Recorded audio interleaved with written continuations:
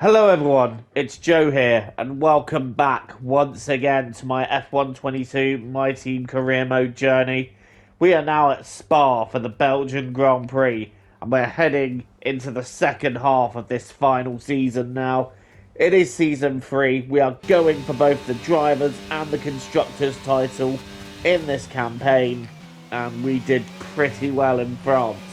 Nailed the strategy, or should I say got very lucky with the strategy, and that allowed us to take a win. And now we are here at Spa.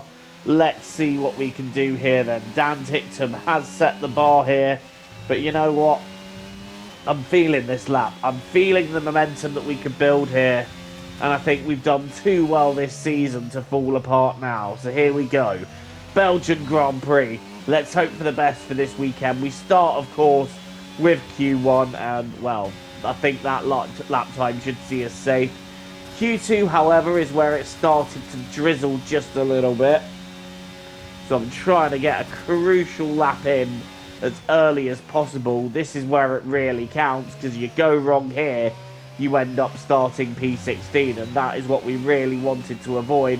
Lando Norris setting the fastest time, but we were just a fraction off of that, and that will be enough to see us through into Q3. George Russell annihilating the time. And by Q3, by the end of it, I should say, the weather had subsided, so it was time to push like crazy to try and get ourselves at the very front of the grid. And you know what? This lap has been very good, a very strong first couple of sectors here. Now into Blanchimont, and I find that just hugging the apex perfectly there is the difference between gaining a temp and losing a temp. Although we may have lost a couple of attempts there with that entrance to the corner. But where are we going to find ourselves here? Is it going to be pole position? I do believe it is. So we are on pole for the Belgian Grand Prix. And that is a result I am proud of. What lays ahead then in the race? We're all ready for tomorrow's race, but before we begin, let's have a quick look at those who will be fronting the grid. Joker, Russell and Lando Norris. Well, that wraps up qualifying, but don't worry, we'll be back tomorrow as we head into the Grand Prix.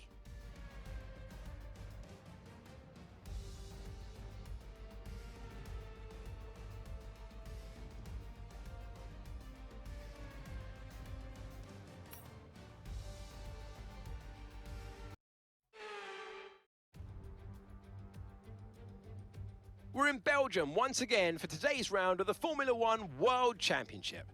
It's a race that the great Ayrton Senna won 6 times, and in 2019, Charles Leclerc became the first driver to take their maiden win here since Michael Schumacher in 1992. Spa-Francorchamps then is a 4.35-mile tour of the Ardennes countryside with 9 rights and 10 lefts, giving us the grand total of 19 corners. Average lap speeds in the dry can reach about 145 miles per hour, but without a significant improvement in the conditions, we are not going to be seeing anything like that today. Let's run you through the driver grid order for today's exciting race. Joker lines up on pole position, just ahead of George Russell, who starts this event from P2.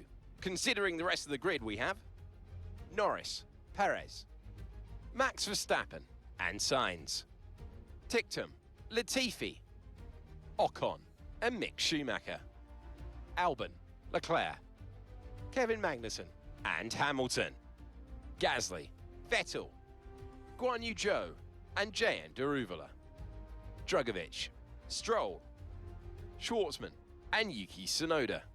Now, it's almost time for lights out, so let's go down to the track.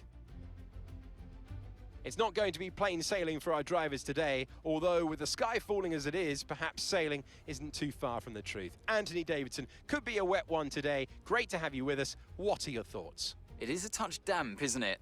Well, as a driver, there are 3 big things to worry about when racing in these kind of conditions: standing water, tyre temperature and visibility. And judging distance to the cars around you is really tricky when you're driving through the vast amounts of spray that these wet weather Pirelli tyres kick up.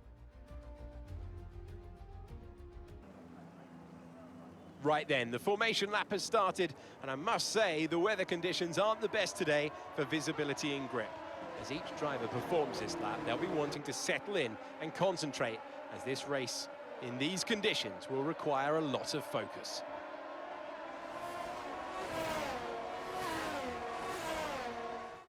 We're almost ready to take the start of the race as the cars take their positions on the grid, with the drivers and teams making their final preparations.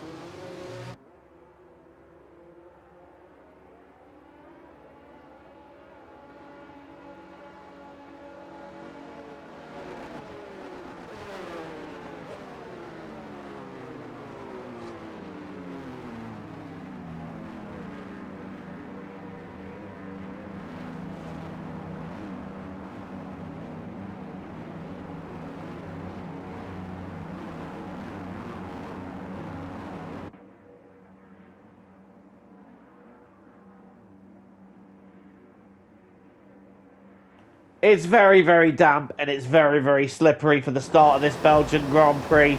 We have 22 laps ahead of us. What's going to happen? It's lights out and away we go. We've not got the best of starts there. And Russell has really got a great start. But from row 2, look at that. Lando Norris now having the inside of La Source.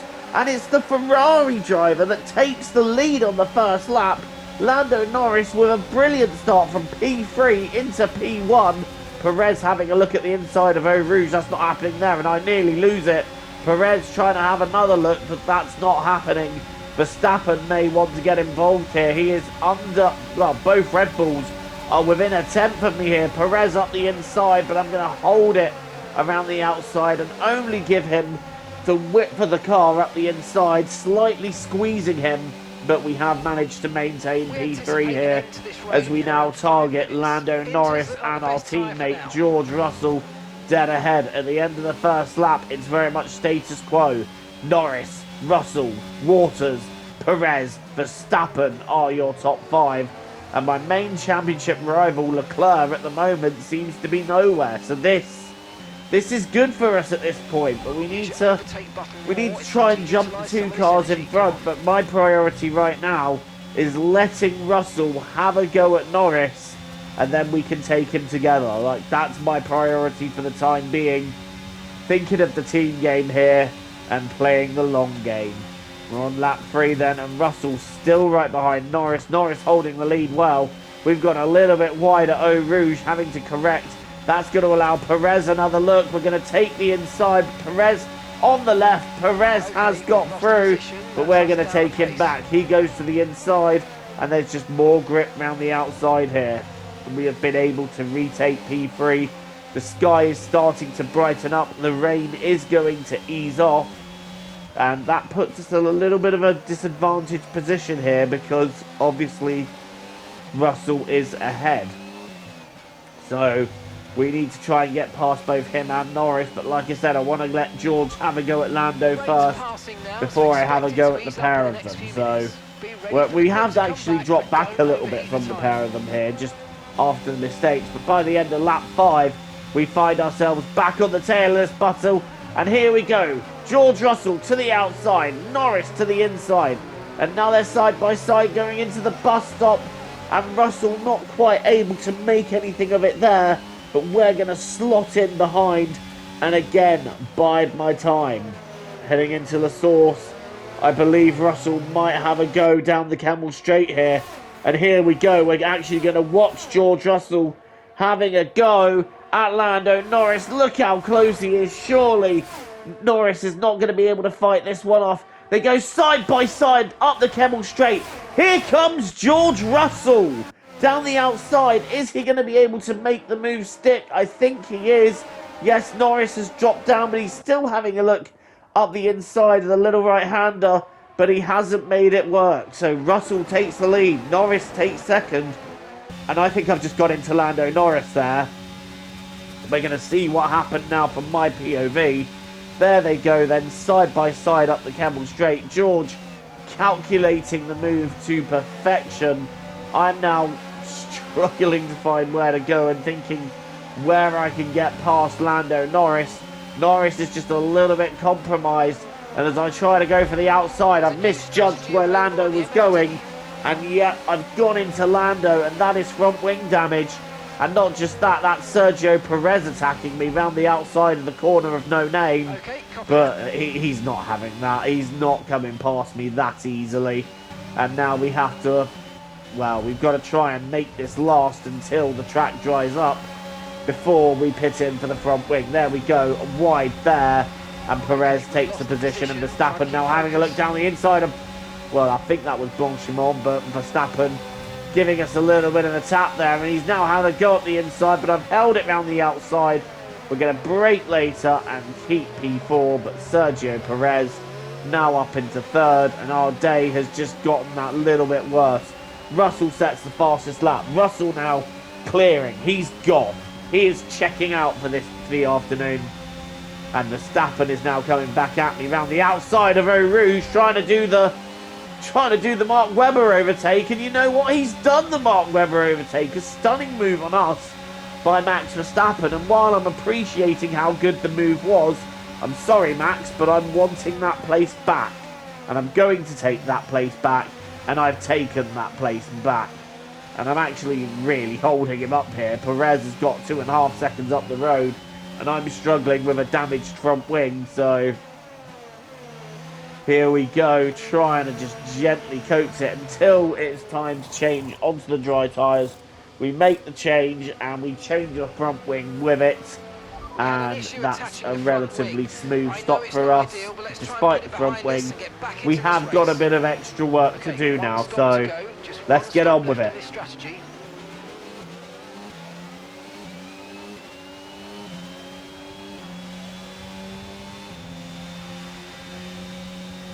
Heading up Eau Rouge now and struggling on slick tyres because the track still just a little bit damp there, but we're now on Esteban Ocon and we're going to try and get this move done very, very quickly. But the hard tyres on his Haas really providing a surprising amount of traction out of the corners. It's just not giving him much into the corners, so we've got to get past Esteban as quickly as possible. Dan ticked him in the McLaren up ahead, and we're going to try and get Ocon down the inside of the left-hander here, and you know what, this should be done. Ocon gives us the space, and well, we've kind of forced him out a little bit there at high speed, but we've got past Esteban Ocon. Ocon now ducking down, trying to up and under me at Blanchimont. Wow, you don't see that every day, but Ocon has been forced off. There's Latifi, fresh out of the pits. He's running in P7 just behind us. But he's going to have a good run on the straight here as we got a little bit wobbly out of Eau Rouge again. Look at this. It's Nicholas Latifi coming past us in the Alpine. I've tried to put up a defence, but I could not defend that. Latifi had so much momentum there. But we're going to take him back as we go into the right-hander. We're going to go up the inside. And, well, Latifi does turn in and we bang wheels, but I've got the move done. And Latifi will now be at the mercy of Ocon. Right, soft tyre stint over onto the medium tyres. I'm pitting for mediums early because I'm going to try and undercut a few of these. But these are going to go to the end. And unfortunately, we have Drugovich and Schwartzman to navigate. But they shouldn't be too much hassle to navigate as we now come to the inside of Robert Schwartzman here. And we should have this move done as we go down the inside. Schwartzman banging wheels, but we're going to hold the inside line, and Schwartzman turns into me, and this is going to be a nasty crash. Are we out of the race? No, we're somehow still in the race. But Schwartzman, what was that? Let's have a look again. I'm down the inside here. He's given me the space, but then as we get into Blanchimont, he's just turned into my car and pushed me straight into the wall. There was nothing I could have done about that. Look, here we go, down the inside, space given, but then here he's just completely turned into me, and bang, straight into that accident. And of course, the safety car is out, and my car is very, very damaged. Answers on a postcard. What was Schwartzman doing there? Because that was ridiculous. Speaking of ridiculous, Lewis Hamilton is now out of the race.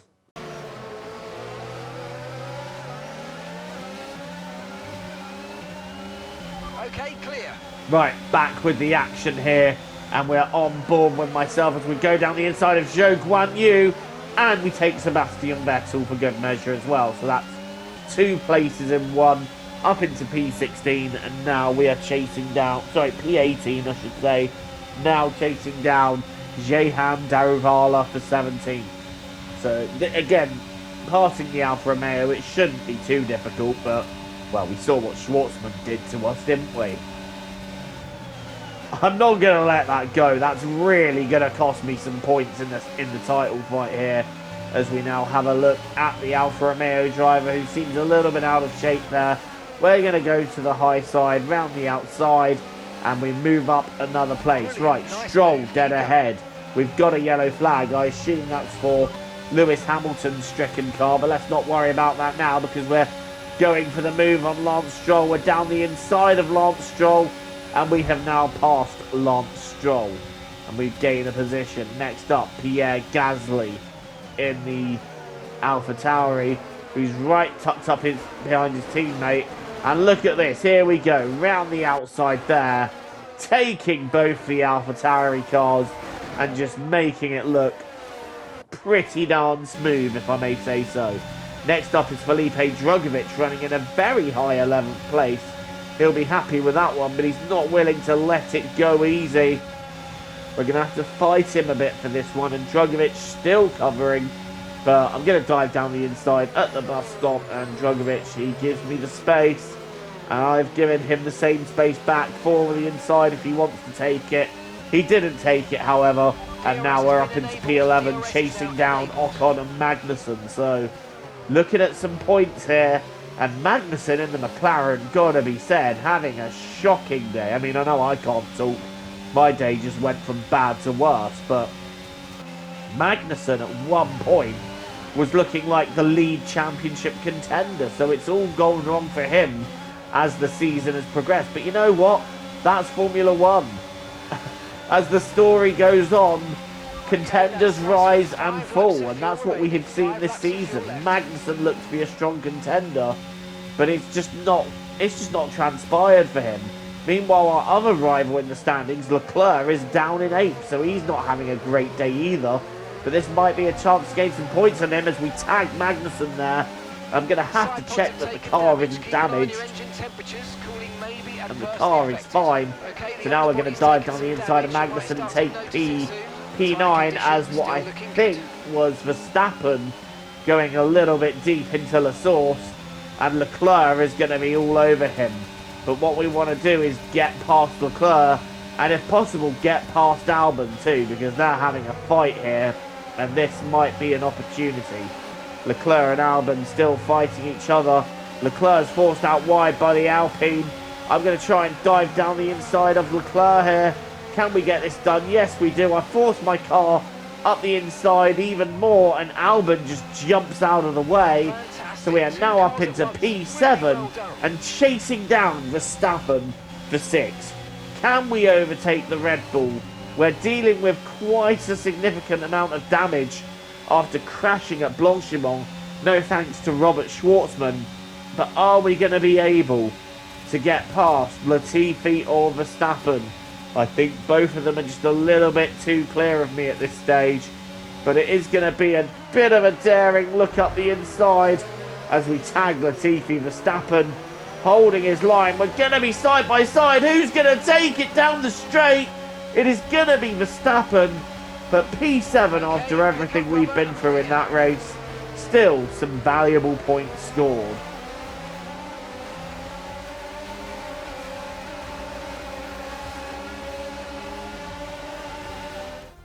What a great race then, and a magnificent victory here at the Belgian Grand Prix.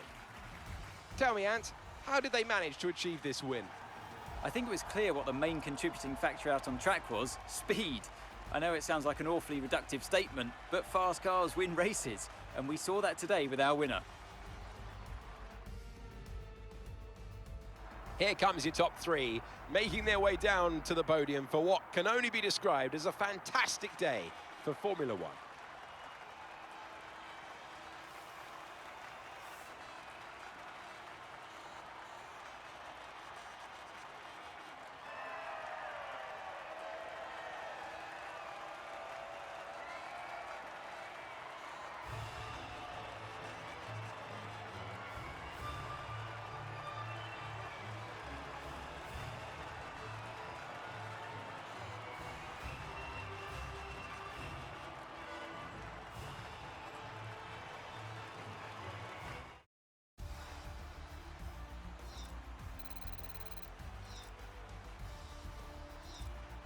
So let's have a look then at the drivers' standings. It is a Joker team victory increases that we their take from championship Spa, lead however, after an with incredible George day of Russell racing.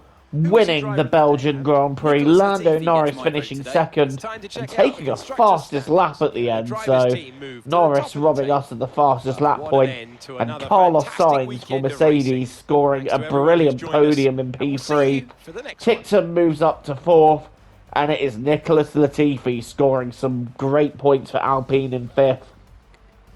Then it's Verstappen, myself, Albon, Leclerc and Magnussen completing the top 10. And what does this do for the championship then? Well, I can tell you now that we are still leading the standings. We actually pull out a couple of points. So we're now up to 13 ahead of Leclerc. Magnussen in 3rd, losing touch all the more. And he's about to be threatened by Verstappen. So Verstappen's threatening his position. And Lando Norris moving up to 5th after scoring some great points here. Then it's Hamilton, Sainz, Ticktum, Albon and our former teammate Piastri rounding out the top 10. But if ever there was a sign that I made the right decision to bring George Russell into the team, I mean, George taking a win today is the sign that we made the right decision, and it was a brilliant win. So I'm very, very proud of George for that one. And as you can see in the constructors, we are level pegging with Ferrari. This is such an intense championship fight, and you know what? I'm loving every moment of it, and I can't wait to see what transpires from it. Well, thank you so much for watching. Don't forget to leave a like, hit the subscribe button if you're new here and you want to see more content from me. Until the next time, I've been Joe, TTFN, a ta-ta for now.